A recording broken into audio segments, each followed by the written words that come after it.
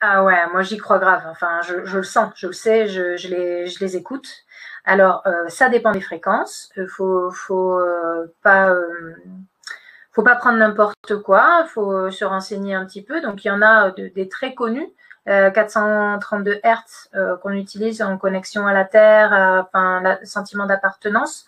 Donc, celle-là, moi j'adore. Personnellement, ça me fait un effet immédiat. Mm. Et après, tu en as à différents niveaux, tonalité. Donc, c'est en Hertz. Je ne vais pas dire de bêtises et les citer parce que pour le coup, je crois que c'est 528, celle que j'écoute aussi souvent. Mm. Mais bon, sous réserve que je ne me sois pas trompée à quelque chose près. Alors, elles ont des effets spécifiques en fonction de ce que tu recherches parce qu'en fait, elles vont rentrer en résonance avec un de tes chakras et donc tes blocages, etc. Moi, je le conseille. Je le conseille parce que c'est une ouverture énergétique, un accroissement d'énergie, de vibration qui est facile en fait. Ça va pas te faire passer d'un niveau bas à tout de suite au niveau de la source ou au niveau des guides ou comme ça.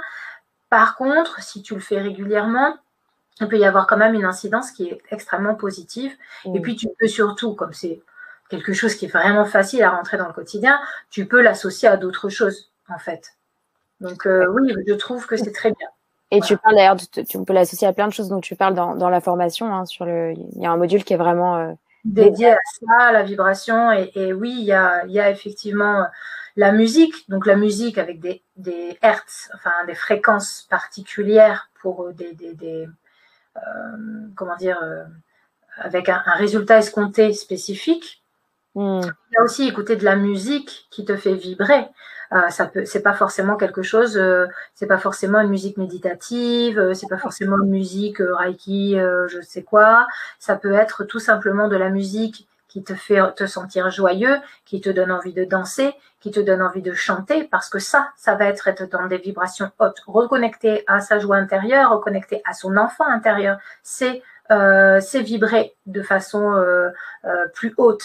Et quoi que tu penses avant, si tu étais dans des tergiversations, que tu te sens pas bien, etc., eh bien, ça va te permettre tout de suite de reconnecter à une énergie plus légère qui Mm. va te permettre de mieux rayonner. Alors, il y a la musique, il y a tout un tas de choses et je les ai toutes listées, mais c'est vrai que les plus importantes, je parlais de la gratitude, je parlais évidemment de la connexion à la nature, de la méditation. Mm. La méditation, je ne saurais que trop encourager les gens à en faire tous les jours, autant que possible.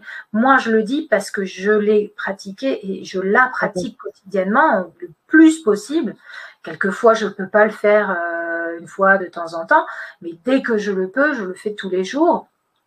Et parce que en fait, ça m'aide à gérer mes émotions. Et gérer ces émotions, c'est avoir plus de confiance, plus d'estime de soi, être moins fatigué aussi. Ça me permet de nous reposer, de reposer notre mental, Mm. d'être plus dans la gestion de notre mental. Sans la méditation, je aurais beaucoup plus de difficultés à faire ça.